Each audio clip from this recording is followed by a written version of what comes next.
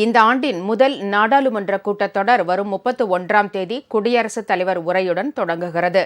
அடுத்த நாளான பிப்ரவரி 1ஆம் தேதி மத்திய பட்ஜெட் தாக்கல் செய்யப்பட உள்ளது.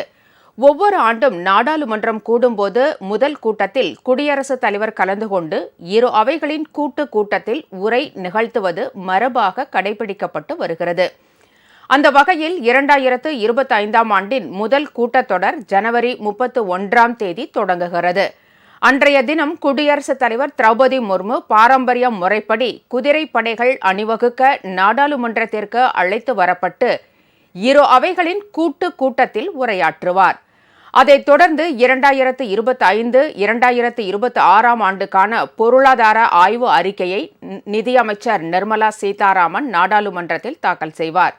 அடுத்த நாளான பிப்ரவரி 1ஆம் தேதி மத்திய அரசின் நிதிநிலை அறிக்கை தாக்கல் செய்யப்படும்.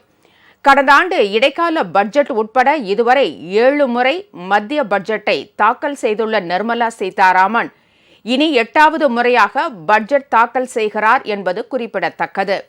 நாடாளுமன்ற பட்ஜெட் கூட்டத்தொடர் கூடுவது தொடர்பான அதிகாரப்பூர்வ அறிவிப்பை நாடாளுமன்ற விவகாரங்களுக்கான துறை அமைச்சர் கிரண் ரிஜிஜு விரைவில் வெளியிடுவார் என கூறப்படுகிறது.